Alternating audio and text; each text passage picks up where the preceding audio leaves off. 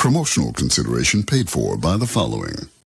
What do you use your Fleesa card for? I use it to buy baby over the internet. Fleesa is more convenient than cash and accepted around the world. Fleesa works overseas when you need it most. Fleesa, it's time to start paying. Shut up and sit down.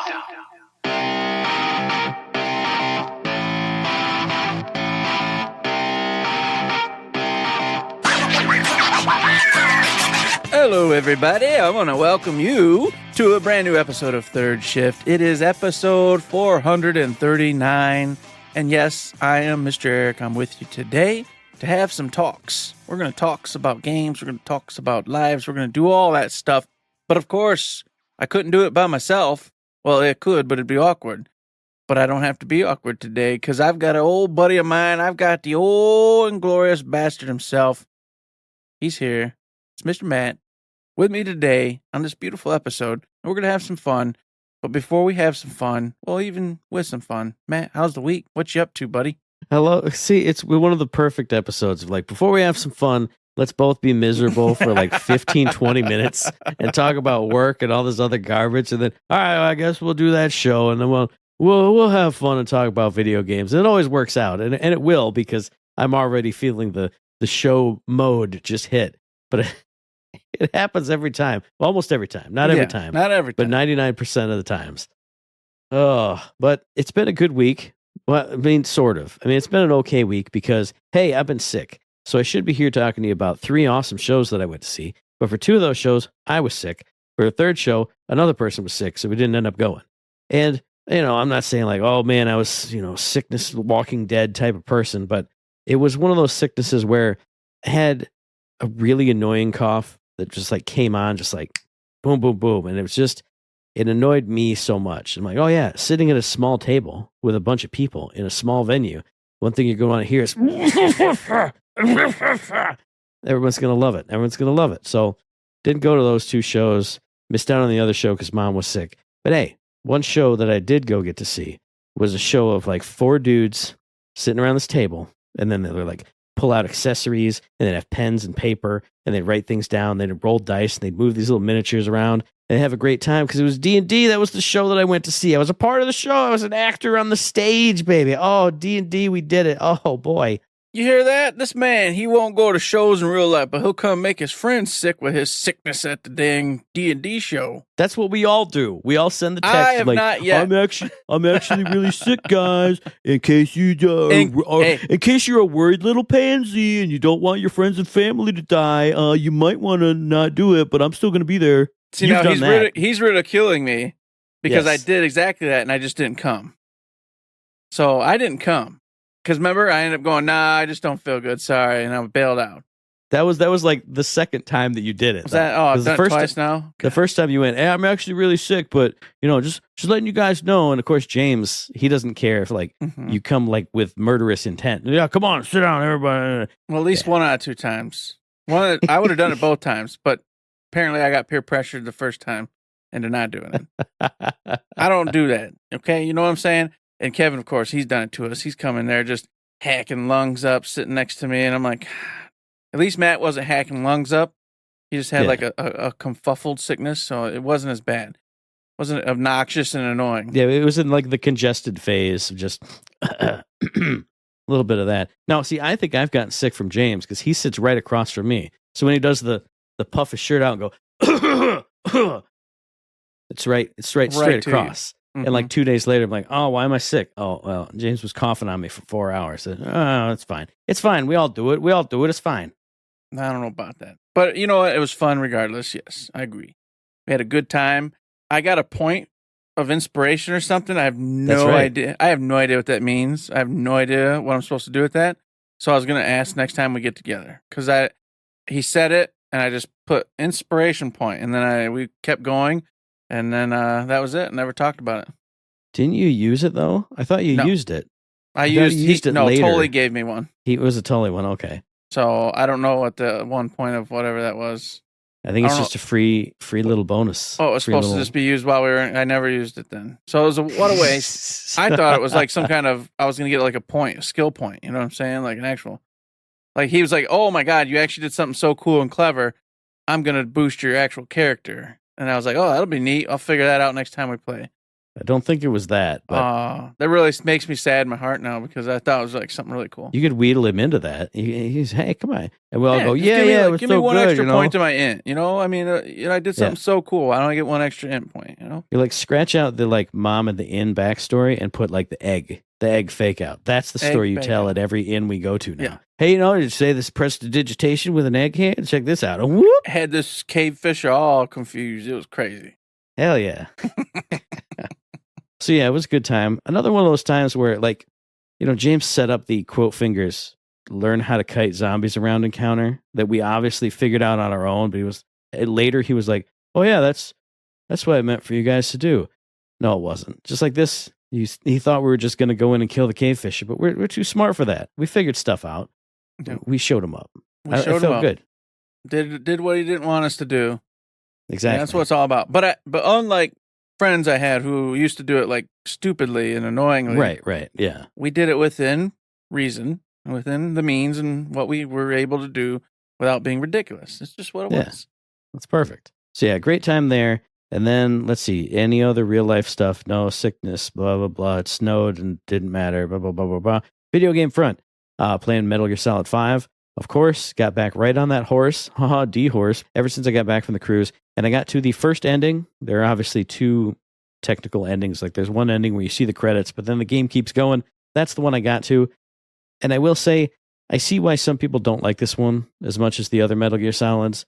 I mean, I will still maintain that the gameplay is the best stealth gameplay ever. It's the best stealth game I've ever played in my whole life. But if you want to talk about story and characters, it's so disparate from where the other ones are. Like in the other Metal Gear Solid games, you're in a relatively small space with all these characters. So when bad stuff happens, it's actively happening to you. You see the guy do the thing. Versus here, it's kind of a lot of, oh, he did that off in the background. He's this guy. Okay, well, for 5 more missions, go do completely other stuff. And then for the 6th mission, look, we got to go get that guy. Oh, but I haven't even seen him for a while. I just captured a bunch of bases. And I don't know. And the last thing I'll say that did disappoint me was, I'm a total non-lethal guy. I played this totally non-lethal. I've killed one person in this playthrough so far, and that is a guy who shotgunned me and my horse. I put him to sleep, then I kicked him and woke him up so I could pick him up and slit his throat. That's the one guy I've killed. But the end boss, at this point, the first ending boss, you can't do anything if you're just a non-lethal person. You have to have developed rockets and grenades and all this other stuff. I tried it with my barely developed rockets and grenades and had a terrible time. So I know, well, I can't continue the game now. I have to go back to Mother Base and develop more things and wait a couple in-game and real-life hours till they get developed. Cool. Like there's vehicles on the map that you can use in theory, but I got into one and I couldn't use it. Like I couldn't figure out how to make it shoot its gun.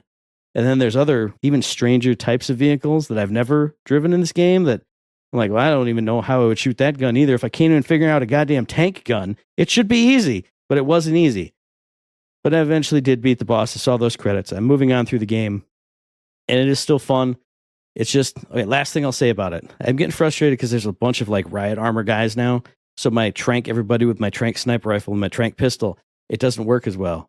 So I'm getting frustrated, but then I'm like, you know what? That's just because you're stuck in your ways. If you actually use all the tools at your disposal and do what you're supposed to do, it actually works. So I'm having to like break outside of my little cocoon I made, and it's getting fun again.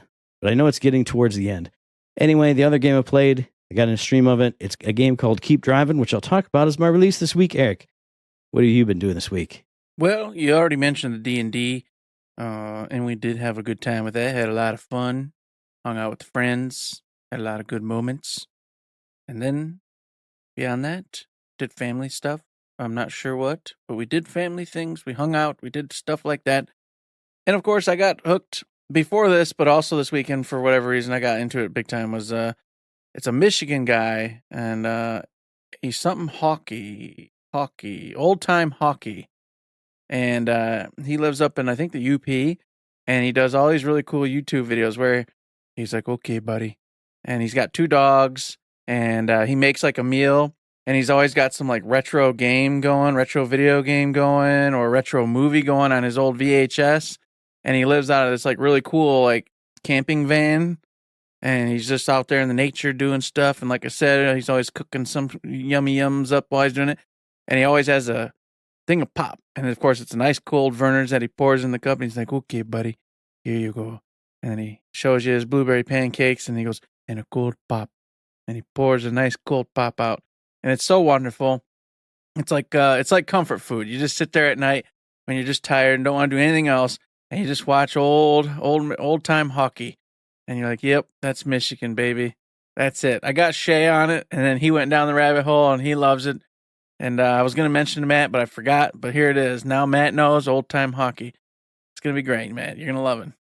I will love it. I will definitely watch it. It just reminds me. Sorry, not to tangent too far, but there's a weird YouTube guy I've been watching lately, and I was watching him and going, this is weird. Like if I explain it, which I will in just half a second, some people will think this is weird, but then I thought, I think everybody's got that one weird YouTube thing that you like to watch. Like here's an old man making some food and some Michigan stuff and just going, "Okay, buddy." And mine is some Canadian guy who goes and does stealth camping all the time. Like oh man, look at this roundabout. I'm going to go camp in the middle of this roundabout and hopefully not get caught by the police. Like shimmy in there. And like he camped in like an old abandoned pipe that was like a waterway pipe from freaking like the 1950s. It's so weird. He's a weird looking guy. That's weird. But I'm going to check out Old Time Hockey, and I'll try and remember what this guy Steve's channel is. I'm going to look it up. He's got like a handlebar mustache, brown hair, always wears a cap. He's got 2 fluffy dogs that you love. Okay. So you won't miss it if you put it in there. You'll see it. You'll see it, and then you'll immediately know what I'm talking about. So yeah, I did that. Been on a little rabbit hole watching him when I get bored of watching anime or playing my games. But of course, speaking of games, the second demo of Monster Hunter Wilds hit, and I played the hell out of that, and it was wonderful. What, Matt? What's going on? Dude, he's got like Australian Shepherds. That's the kind of dog we had. Oh, I am gonna love this. Yes, you're gonna love God. it. It's good stuff. It's great stuff. You're gonna fall in love. It's gonna be a nice rabbit hole for you for a couple hours tonight, tomorrow, whatever day you end up checking it out. But of course, I got down the rabbit hole of Monster Hunter Wilds. They got their second and very last beta, I think, because of course they come out February 28th. And I got in there. They had introduced another Arkvild, their main monster, the kind of the showcase monster. So I went in there and fought him a whole bunch. I never actually got him down.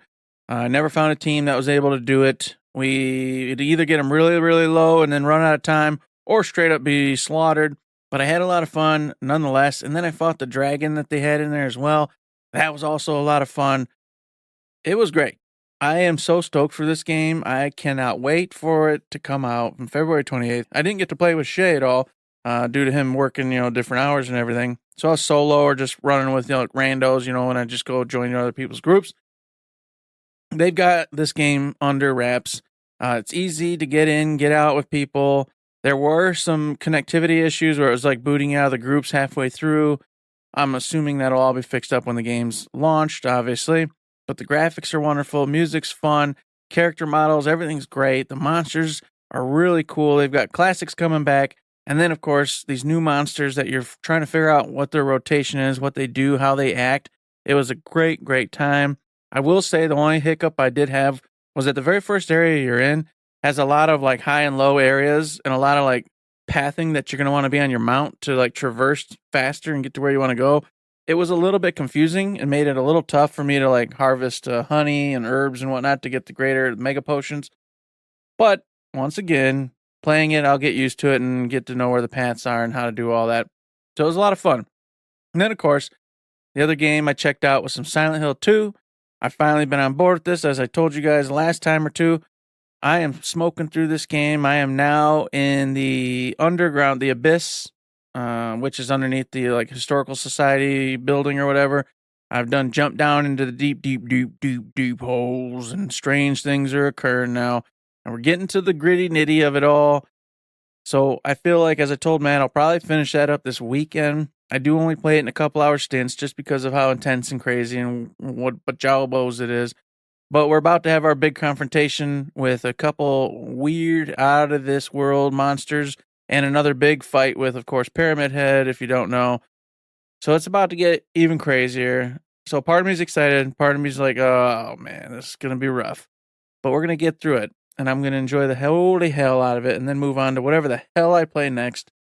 So, with that said, that has been about it for this week. And I looked it up. Steve Wallace is my weird camping guy. And he makes Steve weird Wallace. camp food also, like in his little hidey hole huts it's weird. But I sit here and I just zone out and I watch it. Anyway, that was your week. That was my week. This week, Keep Driving, finally released. That's the game that I got into the early access demo of quite a while ago, a few different months ago. It dropped on the 6th of February, developed and published by YCJY Games, which I think is only a couple of dudes, but it dropped for PC. This is that game where you are a kid, like in the 2000s, you're like an 18-year-old kid, and you're going on a road trip. Now, I don't know if the full game so far, because I've only got one stream of it, which was one big long whole session, one big long playthrough. I went from beginning to one of the different endings you can get. So I don't know if your initial goal changes, but the first one that I got was meet your buddy at the music festival. So you start, you pick your gender, you put in your name, you pick like a couple different classes. Like if you're a mechanic, you get a bunch of tools. If you're like a mama's boy, you get a bunch of food and, money and presents and all that stuff that you can take with you. Then you pick your car. First one that unlocks is like a family sedan, like you would have as a teenager in the 2000s. You load it up with your stuff and you hit the road. And as you go down the road, that's where you have road events where it's a traffic jam. So it's like a turn-based battle where you use the resources in your car and the skills that you have obtained to clear these road events. So if you like traffic jam, okay, so it's got gas threat and durability threat for your car. So in each turn, some or many of those will attack you, and you use, like if it's a durability threat and you have a roll of duct tape, you can use that on the durability threat. It clears it out. Once you've cleared out all the threats, you move on and you continue down the road.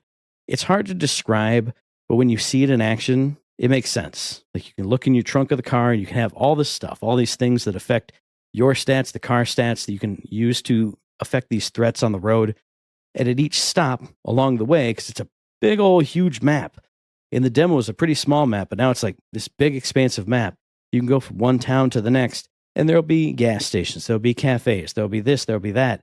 Some of these places have like car mod shops, like a garage where if you pick up modifications for your car, which affect those turn-based battles, like if you get lights for the front of your car, then during a night encounter, it'll automatically remove 1 to 2 threat or something like that.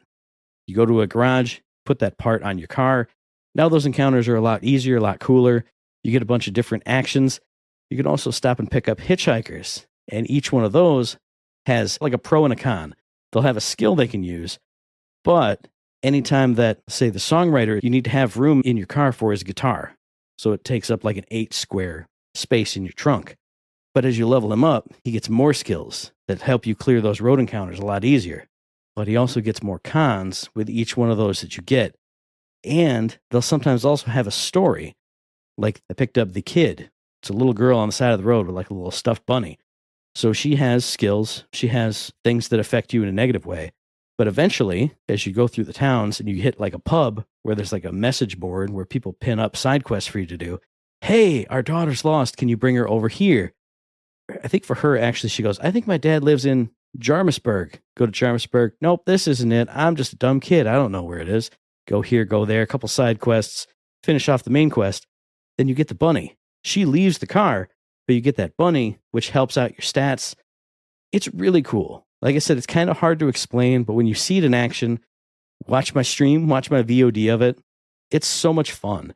Like managing your stats, your abilities, the negative effects. Because you've been on the road for a while, you get tired, so it starts sapping your maximum energy. You get hungry, so you have to stop at different places and get food that affects your hungry. But some food only does energy. But some food gives you energy but makes you tired because it's like a big old like pie or something. It's so cool. Juggling all these different status effects, modding up your car, loading it up with hitchhikers who have different abilities. Some are really cool in combat. Some are really awesome and have such big drawbacks. Like I got the girl who was like a hitchhiker girl around your age. She had such cool abilities, but one of the drawbacks was like anytime you get a positive status effect, get a negative one too. I'm like, I got to kick you out. It's too much. There's too much going on. Every time I'm happy, you also make me tired. Or every time I'm inspired, you also made me hungry. God damn it. But it's a ton of fun. And all the stops along the way, you can pick up other storylines for you to do. Like I said, mine was go to the festival and meet your friend there. So you have to stop at a certain place to get a ticket.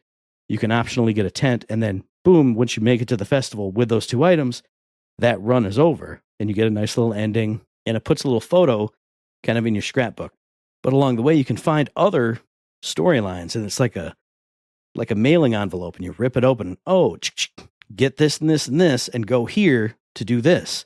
Oh, well, the festival is way out east, but this other thing is way out west. This one's down in the south. Which run do you want to do? And like I said, it's kind of like a roguelike. So every time you spin it up, you can pick a different class, you can pick a different car, you can pick different hitchhikers, because I've already seen like 4 or 5 different ones outside of the ones that were in the demo. And I haven't seen all the ones from the demo yet in here either. So it's just a ton of fun. The pixel art in this game is phenomenal. It's really good. Like it's like if you're looking at really high definition pixel art through like a nostalgic filter.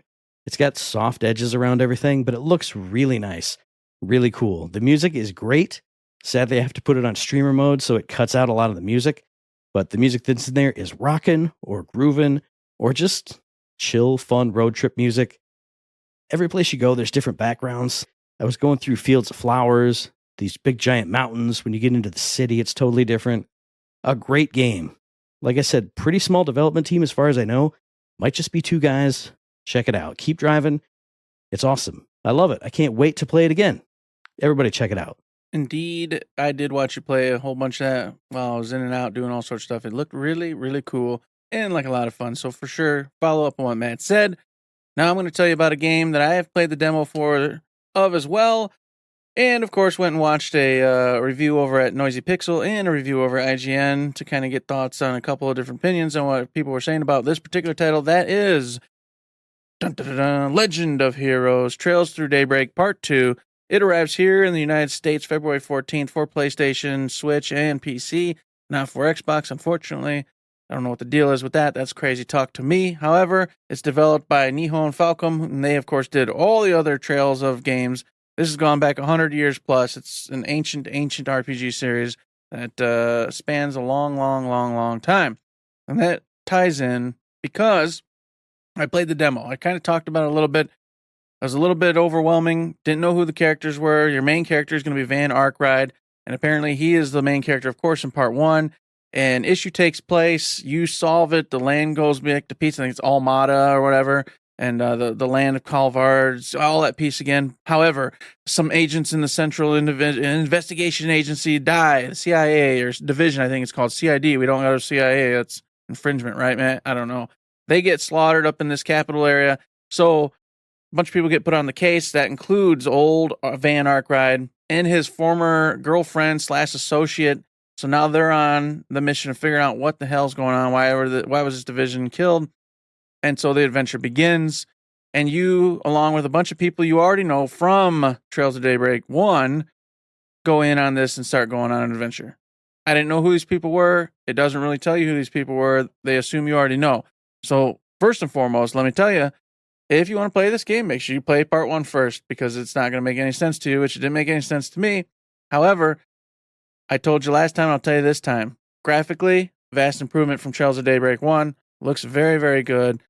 Great graphics, beautiful backgrounds, beautiful colors. The gameplay itself, it was overwhelming, but pretty cool. It has the fast combat, so there's the action-based combat. And this is neat in the way that me and Matt have already talked about before. It's just like metaphor and whatnot. If you just want to kill something without getting engaged, this will allow you to kill easy bad guys really fast. You don't even go into the turn-based mode. Bam, bam, bam, they're out. However, it's kind of weird because you can engage with this action-based combat with enemies that are extremely powerful. And it'll allow you to, until you get hit, it'll allow you to just keep going, even though you can't use a lot of your more powerful attacks until you go into the turn-based side. So I guess it's just up to you to kind of understand where you're at, where the leveling's at, and know that you're wasting your time if you're just doing the fast action, because you're not going to kill the baddie, and then you're going to allow them to get a one-up on you, because as soon as they hit you, they get advantage, and now you're on the back side of this. So it doesn't, maybe it does, and I just didn't catch it, but it was kind of funky in that regard. I just didn't know whether I was supposed to end these dudes quick or not. But anyways, the action is quick. It is pretty easy to understand, but once you get into the turn base, that's where it gets complicated, because there's multiple power moves There's multiple special moves, and they use like different energies and whatnot. So you have to maintain and watch for all that. It was very in depth. And from what I hear, Trails of Daybreak 1 has a similar system, but it's more basic and not as fleshed out. They did a much better job with Tales of Daybreak 2 at getting this fleshed out and getting it so you'll be able to easily go from action to turn-based and understand what the different systems are. So I guess you'll get used to it. But in a nutshell, let me tell you, you're going to want to play the first one. And then the other downside was, and this I don't know because I only played the demo, so it's not like I know all these characters or where the story's going. But later on, you will meet other characters from, I think it was Trails of Reverie or Reverie Sky, something like that. You're going to meet characters from one of the Reverie series, and they don't really explain to you who they are. So there will be characters in this game that just you won't know unless you have played one of the series from way back in the winds. But I told Matt today I might not give this one a shot because I was, we were talking about maybe getting the Trails game because we were like the Yeast games, and that's kind of in the same level. Those two kind of games, they've been kind of going back and forth with each other for a long time now. But unfortunately, in both reviews, one more positively, the other a little more negatively, said if you don't know what's going on, you're not going to understand the story. And the other said you can if you just accept the fact they'll just be people you just don't know. You'll get the main character storylines, and you can follow through as long as you play Tales of Daybreak 1. You can play Trails of Daybreak 2, but you got to make sure you play 1. And if you did play the Reverie series, you're going to, of course, understand this way better than you would otherwise. But it does look solid. The characters have lots of different costumes to choose from, tons of different unique attacks. And that was the coolest part, is all the specials are super in your face, super vibrant, super cool looking. It's just one of those, it makes you feel good to be in combat because you get to watch them do all this really cool stuff and have a great time. But the story itself was over my head, but that's just because I'm picking up a game that's part 2 and I didn't play part 1. So I didn't know what the heck's going on because they were, as I was telling Matt, you're going to level up, kind of like in Persona when you're going into the different side dungeons to just grind and do levels. This has that sort of thing too, with this like VR MMO simulation thing, and that's where you're going to go to just grind and do side tasks and get herbs and just side stuff. And then on the outside, that's when you'll do the main missions and the regular side quests to forward the story.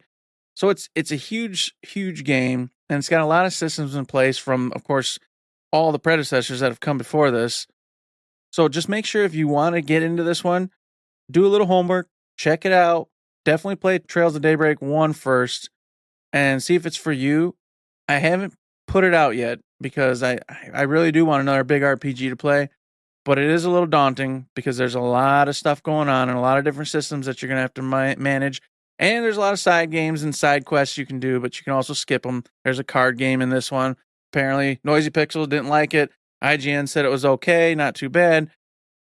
A lot of this stuff's subjective. You're going to have to make your own opinion on it. But if you like some fun side quests, you like some fun little games and activities, this has all that stuff. So check it out. Trails of Daybreak 2 is out for you right now. And there's so many other free games that are out for you right now. And if you go on Game Pass and you look up what the Game Pass games are, it'll give you that deluge of games because Starfield and Another Crab's Treasure have come to Game Pass Standard, I think is what it is. But I've had them forever because I'm a Game Pass Ultimate member. So the only new game for Game Pass this week for me is Madden 25. So if you want to get in there, if you were so mad that the Eagles beat the Chiefs in the big game, so we can't get sued, we got to say it's the big game because otherwise it's trademarked, then you can go in and make it right. You can go and make it your own way in Madden 25. I mean, everybody does love Madden. Like it's a huge game. So if you haven't been on the Madden train or you were a former Madden player like I am, and you got Game Pass Ultimate, go check it out. Go play some Madden. Who knows? You know what? And you can do some other stuff. I know you're going to go to Epic. There's another niche sports game in that one. You know you love it. You know you're going to be playing this one. You're going to be playing this one. I can't wait because I'm going to be over there on the F1 Manager 2024 over on Epic. They got it free for free. I'm driving a car, baby. I'm going fast. I'm doing things, and I'm going, oh, yeah, I want these 24-inch percolated leather rubber tires that do have the grit and the gratification levels of 97. I also want to put in nitro oxidized gasoline, and I want titanium air wing grade metal on my car. Yeah. I'm going to go fast with these really cool cars, man. You're going to see. Hell yeah, you are. I know all about them. You see all them cool words I used? I knew it, yeah. I knew it. And then, of course, beyond that, I'm going to go get me an Apex Legend Loba unlock bundle and go play Apex Legends. I'm going to get some cool stuff with Loba, and I'm going to enjoy the hell out of some Apex Legends. Shooting things, and I don't know what they do. Fly around, they zip around on grappling hooks. And You got to get inside. You got to get inside the circle. Inside the circle. Is that one of the circle closing games? One of them circle games. Stay in the circle games, flying around. There's a dude who's got poison in that game. Pretty neat. Apex Legends. But if none of that is for you, I'm not doing the first part of the Amazon free games. I'm jumping to the ones that I know about, because you can play Hard Space Shipbreaker, which is one of Steve's games of the year, or Demented Wizard's games of the year. And that's that one where you're in space and you're like breaking apart. You're like a salvage crew, breaking apart big old ships, having disastrous explosions and all that jazz. It's been a game that's been on my radar for a while. I think it's on Game Pass also. You can get it for free on Amazon here. You can also get a game that I was interested in and didn't know ever came out, Listfog of the Time Shift Warrior. That's that game where you are like a lady and it's kind of top-down Hades-style camera angle, but you can go and do a thing and then you rewind time, and then the time piece, like a different time split off of you, goes and does that thing over there that you just did, while you can go and do another thing. So you're like pulling switches, all that other stuff. I think there's like 3 or 4 or 5 of you running all around, so puzzles and action, all that jazz. And then Dark Sky, which is not a HOPA. I don't think there's another goddamn HOPA in here at all. But Dark Sky looks like a deck-building, sci-fi, roguelike RPG. Bro, that sounds awesome. What are you talking about? Yeah, that sounds great, Matt, but it's not nearly as good as the other two. You got Stunt Kite Party, all right?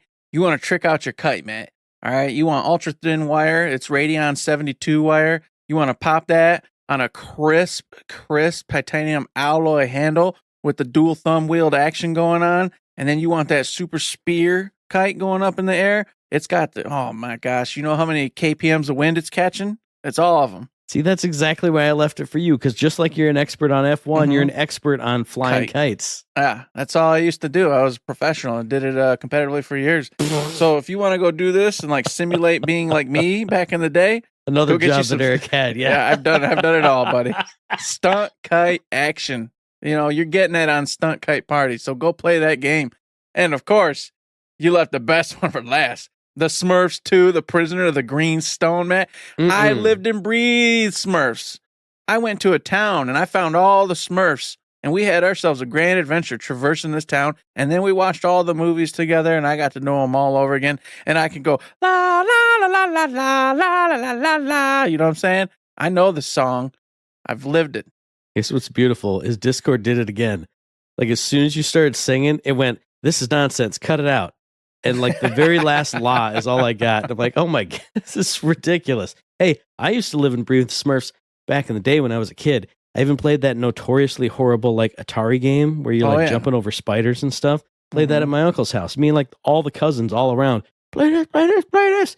So back in the day, I was a Smurfs boy. I know all about them Smurfs, Gargamel and all that stuff. Come on now. Good old Gargamel and female Smurf, you know?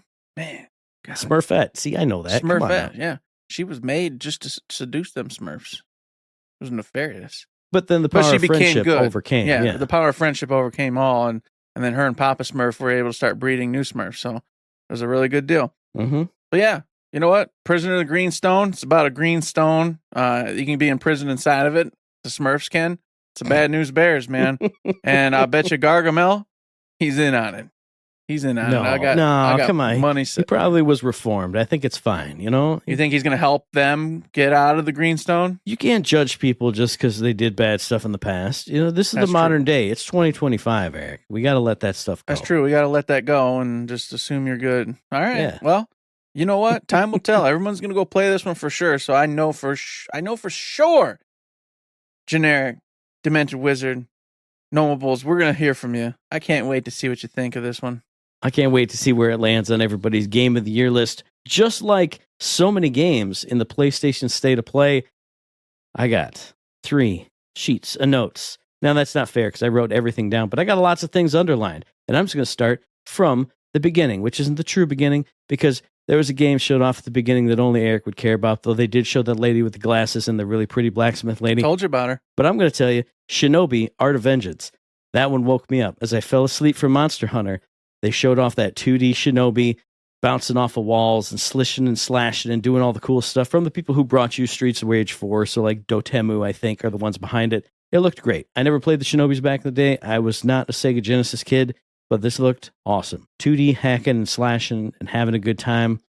Not so old school that it was like super old school, but just enough old school. It was a good start for me because Monster Hunter's not for me. This was for me right after that. I gotta be mad. You know, I've said it before. I gotta be mad. All right? Why can't you get into a game where we're fighting giant boss monsters and I'm smoking them? I'm having a good time. Why can't you do it? I love it. We're flying around. We're taking on these big old monsters. We're having to coordinate attacks, do all sorts of fun stuff. And you're just like, no, can't do it. That's just too much. But yet you'll go do Elden Ring monsters. You'll go do Dark Souls monsters. But you don't want to do wild monsters out in the old Monster Hunter world. You know? It's crazy. Come on. I did think about that. I think it's because the Monster Hunter stuff is more like literally animal based. Like they're not just like a big boss at the end of a dungeon. They're like out in the world. Oh, just go kill it. Oh, when you break its leg, it kind of like does the hobbledy wobbledy. I don't like that. It does. I don't like that. Does. Well, some of these monsters deserve it. They're bad. They try to eat you every single time you go anywhere near them. Well, because they know that you're there to kill them. They're not guarding they're not guarding other monsters. They come try to murder me. They got one like Beetlejuice. He comes at you no matter what. He ain't even in his territory, and he'll come flying over, shooting you with all dropping his little stupid bombs on you. But they're not in like a castle or a dungeon. They're not in a castle guarding waiting like for you. The Kleenex of Moleculia. Yeah, they're not doing that means something though. I mean, see, that means something. We're just ripping their innards out and bones and tissue and. We don't do that. Nah. All right, fine. Well, you know what? I'll start off with a game that I had. I don't know. Maybe I've seen it before. I don't recall ever seeing it, but Hell Is Us. Yep. It's a third-person, post-apocalyptic, sci-fi, crazy-looking game. This dude's like recalling like what he has memories of himself or something, and where he knew like time had shifted or something had gone wrong, and it was just showing like these weird nothings, kind of like it reminded me of like Heartless from Kingdom Hearts. These weird nothing creatures, and he's murdering them. And there's this big fat dude in a top hat, and he's like, "Oh, you've missed out on so much bad things, terrible things." And then you're shifting again to like a different area and a different time or something. So it just looks like this strange time jumper who's going through this, once again, sci-fi apocalyptic world. It's all broody and moody and dark and just kind of bad, nasty. You got people hanging from nooses. You got death, and you got these weird, heartless-looking creatures. I don't know what the hell it's about. I really don't. I don't know. I just watched the trailer, and I went, it's third person, and it's kind of spooky, wooky, dark, strange. I'm on board. I want to see more. But it got my attention, and it didn't previous to this, so that's good. Now, you say that, but we did see this before. I don't know. I'm sure we did. I remember it. I don't know that it had this title, but yeah, it was like I said at the time, it looks like Death Stranding, but he had an axe or something. Mm-hmm. And this looked like even more weird-ass Death Strandingness. Like, that's the one thing I wrote, like, weird-ass Death Stranding alike, which I don't mean that in any kind of bad way, because I love that game, and I love weird stuff. And this one's showing off, like, a different weird, like you said, the big old fat guy with the top hat that you're interacting with, and like having flashbacks to things that you did. It was even more stuff to hook me in. Like it already did, just from the weird atmosphere that it had. But then this showed off so much more stuff. I am 100% in on this. I love the title, Hell Is Us, because I mean that's life. But it's true. It looked amazing. Looked awesome. Another game that I thought looked really cool, I think it was shown off for the first time here, was he a single dev? They said he was a single dev, but there's no way that one man could make Lost Soul Aside. Yeah, it's a single dev. He's been how working on it since previous to 2017 or something like that. How could one man make something that looks that good? Like this looks like Final Fantasy, like with a Chinese spin, the action RPG, and everything looked so gorgeous, like unbelievably gorgeous. Like if this is the way that Chinese stuff is going to be coming out, then bring them all in. Obviously, Black Myth Wukong was a big hit. This one looks awesome too. I don't know about how the story or all that stuff's gonna pull together, but it looked like a modern Final Fantasy. the graphical level of it too. Looked really cool. They didn't show off a lot, but what they showed, I'm interested in. And then while Eric looks up something else, I'll say real quick, because no one else is going to say it, Dave the Diver gets a Like a Dragon DLC. Ichiban running around in there on a boat punching people, side-scrolling and beating people up. I'm definitely getting that, 100%. Now, that one looked cool, and I was super happy to see it, but I won't grab it because I don't do the Dave the Diver. I was really excited to see Ichiban in there, and that was really cool. Now, what I was looking up, Matt, was the Lost Soul Aside. It started as a one-person dream from Yang Bing, and it's now evolved into a sprawling adventure full of breathtaking visuals and adrenaline-pumping combat. I don't know if that means he ended up with help, or that just because of his dream and him working dedicatedly hard for a long, long time, it's become this. So I can't say for certain. I'd have to research it more, but yes, it did start as a one-man project for many years. Now, with that being said, a game I was going to jump to was a Midnight Walk. Yep. We saw this last time, and it was just wicked cool. The claymation, it looked scary as hell, dark as hell, and then to just put the cherry on top, not only is it looking great, but it's a VR game too. You can play it on the PlayStation VR 2 unit, and of course, you know me, I love to get something on that VR 2 unit, and what better game than something that looks like that? What nightmare fuel is that going to be like when I put the headset on and I'm looking in that world like I'm in that world? I'm going to be terrified. I'm going to have so many nightmares. I'm probably going to puke and have sweats and stuff. Can't wait for this game to come out. I can't wait to play it because regardless of how short it is or whatever it is, as a VR experience, I just know for sure I'm going to get my money's worth out of this one. So I was really excited to see that it still exists, that it wasn't one of those titles that seems to just disappear into the nether and never come out. Like, what's that game? Rebinder? I'm not even going to think about it. We're not even going to say. That game that hasn't... It comes out... Anyways, this game comes out May 8th, and it's a for sure thing. Well, no, it's for sure, but it's a pretty for sure thing. Yeah, 100% agree with that. Even outside of the VR, just the unique visual style of it, it sparks all my interests. I'm not a big scary gamer guy, which also goes into Directive 80/20. I'm not a big scary gamer guy. I haven't been into The Quarry or any of those other games from, what is it, Supermassive? Yeah. But this one, being like in the future, sci-fi, on a space station, with some kind of creature that is assimilating people or like being like the Thing and that it's imposternating people, something about this one got my interest. And I think maybe part of it is because everybody looks like an adult in this game. It didn't seem like a lot of teenagers. Obviously, like The Quarry and Until Dawn were all teenagers, and I'm not about that life. But real adults in space, going through some scary ass times, getting replaced, your buddy's getting body snatched maybe, and just creepy, weird, twisted The Thing visuals with like the face kind of half melting off. I'm not a scary gamer, but that one got me interested. That did look indeed pretty cool, but I haven't really touched much of the Supermassive games myself. So that'll be we'll see if it just, everyone's talking about it, when it comes out and everyone just can't get enough of it. I'll probably dig in because I am a scary gamer dude. I do like those. So this may be one to get me, like Until Dawn did. I fell in love with that one, but we'll see. I'm watching that one. Now, another game I'm watching, but I'm watching with a little more interest just because it's more up my alley. That's Metal Eden. It's by Raycon and Deep Silver. I feel like I know Deep Silver, but I'm not really sure what they've done. Deep Silver did, or at least worked on the Saints Row games. Some of them. Okay. Anyway, I think they published them, but that's where they're from anyway. So they're around. They've been doing stuff. All right. Yeah. So Metal Eden, and this one caught my interest because it's kind of like Doom. It's got that really fast-paced action. You're flying around, but instead of it being in hell and demons, you're in this like really cool mechanized suit, and you're going up against all sorts of like robots and other individuals in mechanized suits with really fast-paced, cool, futuristic sci-fi guns, and I like that. And she's talking to like this weird, dark, like giant mecha demon-looking thing, and I'm like, are you gonna get to go into like some giant demon mecha things and do way more damage and be crazy, or are you gonna be consumed by this thing like in your rage mode? I don't know anything about this game, but like I said, the guns were showcasing like all sorts of weird, cool telekinetic abilities. Strange different bullet types were flying around. You were drawing things to you with this kind of lash thing and flying around at a very fast, brisk pace, just like you do in Doom. And I'm all about that type of gunplay, fireplay. And obviously, I keep referring to Doom. So as you should know, it's a first-person game. I'm very interested. I love the sci-fi approach to this whole thing.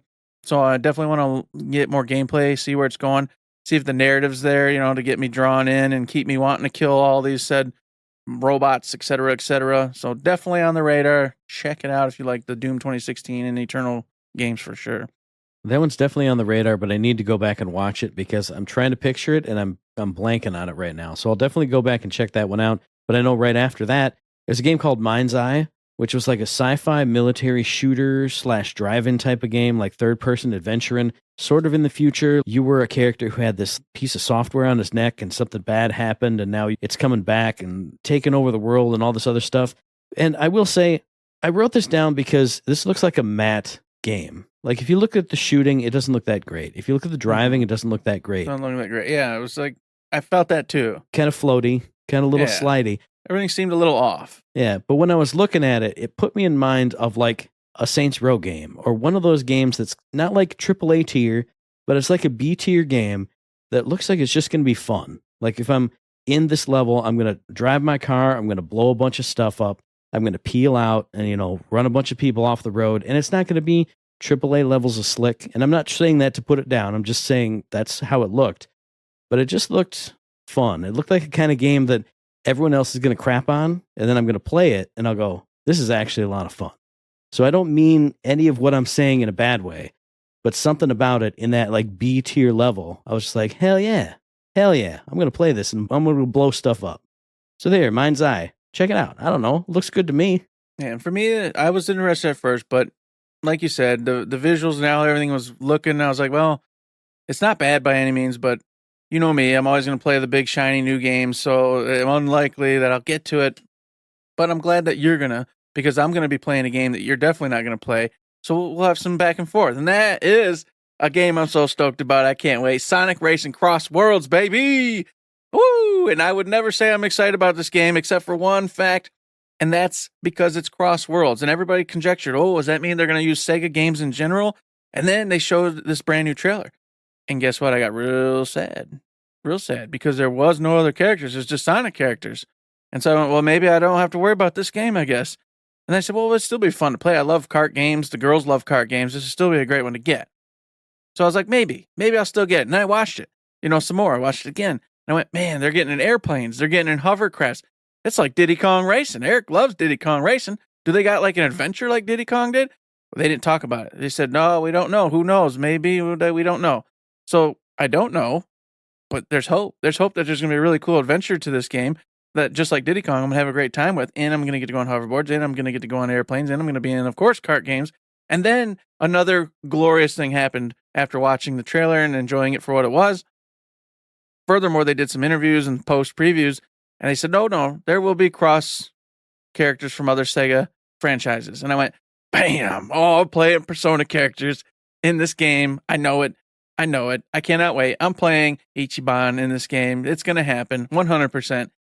So now I'm so stoked to play Sonic Racing Cross Worlds and just have a good time by myself and with my girls. I don't know in the review, I don't think it has a date for coming out. So we're just waiting. We're just waiting on that one. Now, you say I won't play that, but I got excited for that one too. No, really?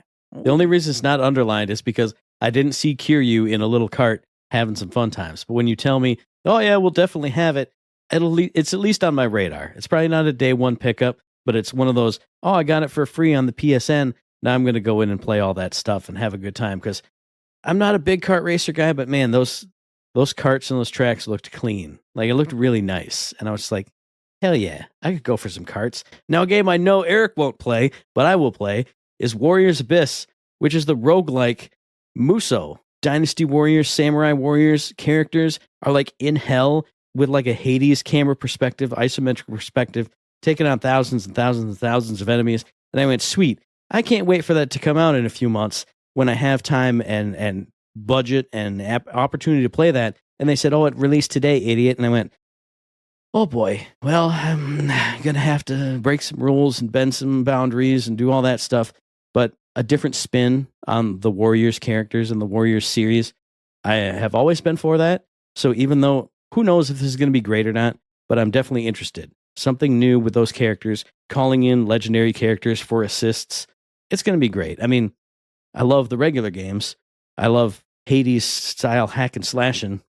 This looks good to me. I don't know. I haven't heard any reviews, but I got excited. Well, you know what? Stellar Blade got me excited again, man. Always does, always will. And then this one hit a Nikki crossover DLC and a PC port, of course, which is cool. That's not the part, but the Nikki DLC gets me because there's going to be a themed boss around it, and then of course a new outfit, collectible dolls, etc. And I went, "Oh, a new boss? Yes, please. Yes, please." So now I get to download Stellar Blade again and get this DLC so I can get back in there and check Eve out, get her up in whatever this new costume is, and I'm going to go fight whoever Nikki is. I don't even know who Nikki is. Goddess of Victory Nikki. I'm going to fight her. We're going to have a good time. I think you get her outfit. I think Goddess of Victory Nikki is the beret so I and the become skirt. Goddess of Nikki. And you go on to great victories. And I go on an victories. adventure to a new boss. Yes. Oh, that works for me too. Whatever it is, I'm on board. They said new boss. I said okay. Last time it was just some skins and stuff, and I was like, that's neat, but I'm not getting back on the Stellar Blade for skins. Now I get to check out all those said skins I missed and get to be Goddess Nikki while I fight some new boss. I'm so excited. Now, the only bad thing about this is it means that I can't play Stellar Blade until June, because now I have to wait for this new DLC and this new boss. Yeah, you might as well. Might as well get her skin. But on top of that, since we did just have a Stellar Blade and Liza P challenge thrown down, the gauntlet was thrown down earlier in the year, Liza P is getting the Overture DLC, which it looks so hot. It looks so good and so hot, and seeing P doing stuff, I was like, hell yeah, look at this. Look at these new environments. Look at these new characters. What happened since the base game? What is going on now? And then I read about it, and it went, hey, it's a prequel to the events of the base game. And I went, well, I'm still excited, but I know where we end up. So, well, I mean, maybe I don't. Obviously, there'll be a twist at the end. Something bad will happen to get P to where he is. But I was excited to see where that world went. And instead, I'm seeing where the world double was. It's as opposed to where I know it was, double was. But on top of that, I don't want to spiral too far away from the Stellar Blade / Souls-like discussion, because Tides of Annihilation is also written down. I was going to talk about that one too. Well, good. We could. I wrote down smells like Stellar Blade, because that's what it looks like. A pretty lady doing Soulsy, flashy, fast action combat.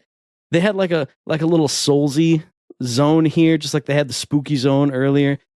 I got excited for this. I don't know anything about it, except it's supposedly about Arthurian legend somehow in that world, but it got me excited. More flashy, fast action types of Soulsy combat. It looked good. It looked great, man. Oh yeah, Gwendolyn, she comes on board. She's like, they killed everyone but me. That was their mistake. And she pulls out this beautiful blade out of this London rubble, because it's based in some weird alternate London or something. And just like you said, it is based off of the Arthurian legends. You will get to summon Knights of the Round to assist you in battle and whatnot. And then at the end, she teases like, the round table is empty. They're all gone. And I don't know what that means, but you get to summon their spirits or something to help you. And like you said, it's fast paced, flipping and flapping around combat. Awesome, cool chick, sword. You know I got to be on board now. I'm sold. We're doing it. We're in London. We're using knights. I love knights. Maybe where there's a knights, there's a dragon. There's a cool chick with a sword. I can't wait. We're playing it. Another game I can't wait to play, but it just closed the show. It was only a CGI trailer. Housemarque's new game, their new next like Returnal style game, Saros, that was shown off. I was watching it, and right before they threw down basically this is Returnal, I was looking at it and going, this has got to be Returnal. And then they closed up on his eye and it went Bullet Hell Jones. And I went, yes, I am ready for that. I haven't even gotten close to beating Returnal, but that game is phenomenal, and I loved all the time that I had with it. So I can't wait to have an even more wacky, crazy time, because they said they're putting all their powers, all their Housemarque powers into this one. And I'm excited. So this is 2026 though, so I'm sad, but I'm still excited eventually. I'll be eventually excited. Awesome. And you said that was your last one? No. I said they closed the show I got with two it. more. All right, gotcha. All right. And then for me, another one was Borderlands 4. All right. They did another cool little take here. Randy and Randy came on board, and they were like, hey, you guys want to see some more about Borderlands? Yeah, sure we do. And then they showcased a brand new trailer. And I liked this trailer because it wasn't telling you anything. There was no storyline. It was a lot of just gameplay and goofing off. But what it did do is it showed me how beautiful this game is. This game is looking sharp. It's looking colorful. It's looking vibrant. the upgrades they're doing here from Borderlands 3 are very noticeable. So I can't wait to dig in and get my hands on all these guns and just checking out what the hell's going on. We have the the writers talking previously before this all happened that they're trying to get a little more serious, getting away from the potty jokes, moving in a different direction. So that's very promising, very exciting. A lot of good things coming, possibly, hopefully. Me and Matt are both hoping, crossing our fingers for it. I don't want to get my hopes too high, but the word on the street is, picking up, and I'm really liking where it's going so far. So definitely nice to see it here. And they gave a release date of September 23rd, 2025 with an April PlayStation look at the game in depth where you're going to get all the narrative, all the story beats, all the characters, etc., etc., etc. So look forward to that for sure. I'm definitely going to look forward to that. I like this a lot more than the previous trailer because it was just action. It was just first-person action. It wasn't, it was set to music, but it wasn't like a goofy song or anything. We got to see some kind of weird disco ball, Vault Hunter skill, and then like a Ghost Reaper at some point, like busted out and went whoosh. So maybe that's another action skill. I can't wait to see more. Like I always say, I'm excited, but when I see the skill trees, so I know who I'm playing and which of the 3 or 4 or 10 different routes I'm going down, that's when I'll be like, in it. But I'm excited. I can't wait to see more in April. I don't have much else on my end because we got to see a lot more of Metal Gear Solid Delta. But to me, it's just, I mentioned it before, and it's just so weird to see such good graphics for characters that I know, that I've known since 2000, whatever. They look like PlayStation 2 characters in my head. When I think of Big Boss and Eva and the Boss and Volgan and Ocelot, that's what they look like. So to see them so Unreal Engine 5'd and all so detailed, it's a weird break in my brain. I'm not dogging on it, but it's just a weird me thing. Like we saw so much more of it and more integral scenes that I have known and have felt in my heart for years, but it feels weird to see them like that. It's just, I don't know what it is. It looks great. Like it's a shocking amount of detail on these characters. I don't want to seem down on it, but it's a weird feeling I have, but I'm glad I got to see more of it, but it's weird. I'm a weird man. What can I say? Kojima didn't do it, so Matt's not happy. That's what's happening. That's not what it is. It's no. It's just it's such a formative. Well, it was a long weekend, and I binged that whole game, and it's in my heart and my head that way. So to see it different, it feels weird. Yeah. Oh yeah, it was looking kooky as all hell. Definitely looked way more like Death Stranding than Snake's, whatever stuff I've ever had in my head. I don't play those games. You all know that. So for me, I always just thought espionage, more militaristic.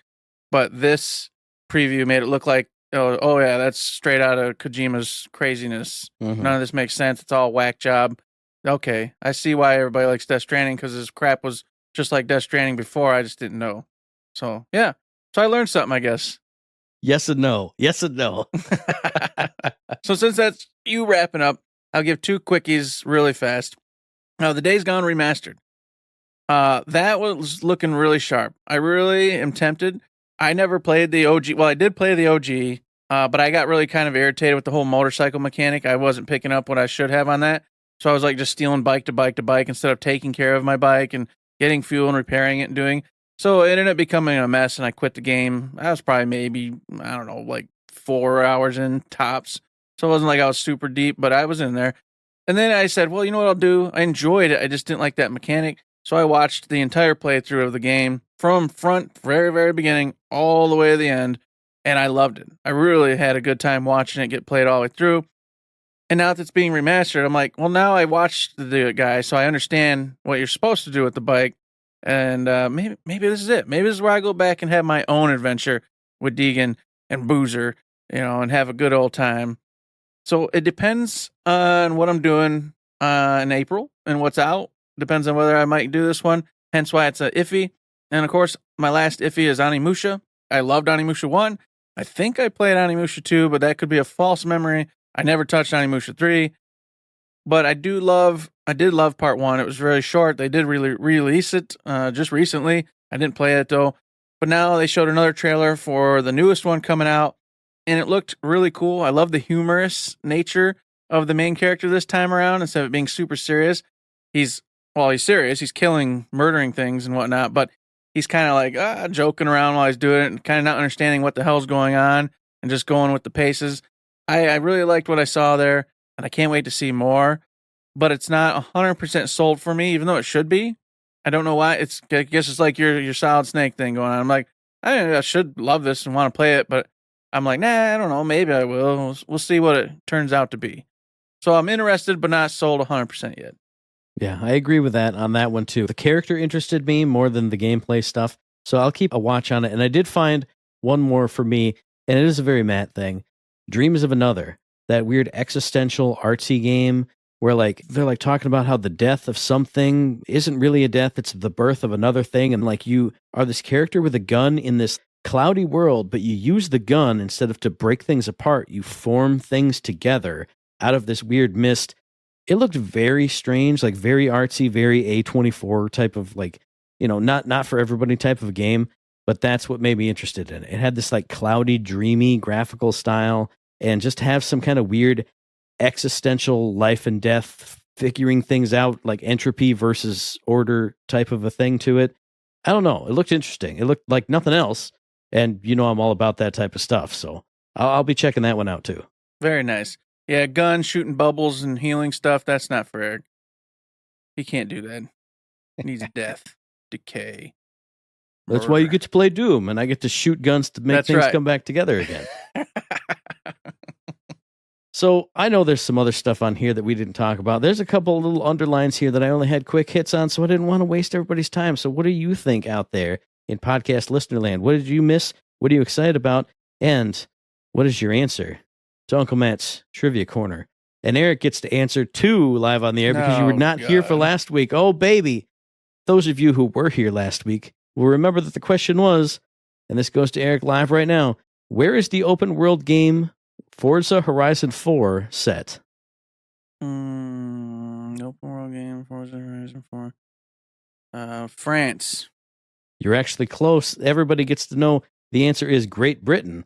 So you were only a little hop across the pond. I knew it was over in Europe. I just couldn't remember where. Damn it. Now for the actual question for this week. Now I know most of our listeners are not British, so this will be a hard question. But if you know your video game console history, you might be able to get it. The question is, made by Sinclair Researcher as the successor to the ZX81 or the ZX81, which 8-bit home computer system was widely used to develop games in the UK? Oh, I should know this. I heard it being talked about like 2 weeks ago. Not Famicom. Super Famicom. Nope, that's not it. Not it at all. That's the Japanese Super Nintendo or something like that. Mm-hmm. Damn it. The Bitzer. That's not right at all, but I can't get it. I can't get it. It's. Yep, there it is. Yep. I wouldn't have got the first part. Should have known. Damn. So if you know the answer to that question out there, if you have other things from the state of play that you loved, if you loved my stream of Keep Driving, hey, let me know that. Via the email, thirdshiftme@gmail.com, on the Twitter machine @ThirdShiftME. Find us on Facebook at Third Shift. Hit the Discord, the Patreon. Hit up a stream. Hit up, I don't know, hit me up on Blue Sky. I don't know. Hit me up on Instagram. I'm just saying things. Find a Santa outfit and like parachute into my chimney. I don't know. Do things. You know how to do it. Do some stuff over there and get on over to Patreon and go, willy-nilly, give us your money. There's a Leprechaun Day coming up. I'm sure you found some gold by now, right? Find that gold. Why don't you give us and share it some? There's another Heart Day coming up. You love us, right? What do you do when you love someone? You give them gold and give them money. So it ties into the next holiday. Theme, gold. Throw us some gold, like a tip. Wonderful tip. It'll help us out a lot. I heard somebody found gold dust in their bags of sand at, what's that? Menards lately. So you know what? Go to your local Menards or your local Home Depot and buy a lot of sand and sift through it and see if you can find gold and then send it to us on the Patreon so we can become rich too. We'd appreciate it so very much. But you know what? If you don't want to sift through sand, I get it. It's a lot of work. You can go over to Twitch and throw us your $5 Prime sub. I just did that. I was over there while Matt was playing his wonderful Keep Driving. I just threw us our Prime sub. You know what? Why not? I don't care. Then I convinced 2 people who always never want to do it, and I told them by text like 20 times, and I made them go do it. So, I'm forcing people left and right. I can't force you because, I can't identify you and I don't have your number. But I just can ask you kindly. Maybe you want to go do that. Or go into Discord and hang out with us. Talk. Give us mailbag questions. Talk about video games. We'll be there. I'll respond. Especially if you got something I actually play or am interested in. I'll get on board. Let's do it. If you don't want to do that, well, go give us 5-star ratings. There's all sorts of stuff you can do to help us, folks. Come on now. Come on. And of course, you can help us by listening to the very next episode, which will be dropping on or around the 20th of February on iTunes and Stitcher, on Podbean, on Spotify, and on YouTube. And as I always say, hey, if you like what we're doing, like to help us out, please give us a like, a rating, a review, a comment, a subscription, any kind of good thing on any one of those good services, because it does help us out. And we really do appreciate it. We do indeed appreciate it, just like we appreciate the 5-star reviews. Get on board. Get on them 5-star reviews. I want to see them. Let's get 10 more, 15 more this year. That's not undoable. Come on. Make our dream come true, folks. I dream, you dream. We all dream of a genie. And I'll give you my genie in a bottle if you give me some 5-star reviews. Promise. And with that, there's nothing else to say but... Don't forget to say...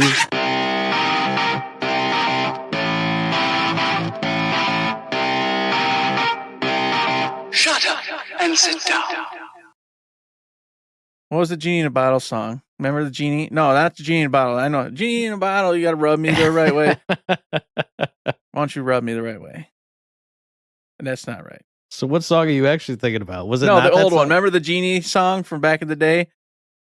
When she comes out of the Genie bottle and it's a stupid old sitcom from the early 90s or late 80s or wherever it was from. It was like from I the Dream 60s. of Genie? Yeah, it's I like Dream from of the Genie. 60s, dude. I don't know. I watched it when I was a kid all the time. My dad was in love with the lady, so I had to watch all those episodes. Well, who could blame him? I mean, come on. I Dream of Genie. What was that song? She always did it was like a twinkle and thing. I don't remember, man. That I don't know. I don't know. Tell us out there, folks. What's this damn Genie? I'm out.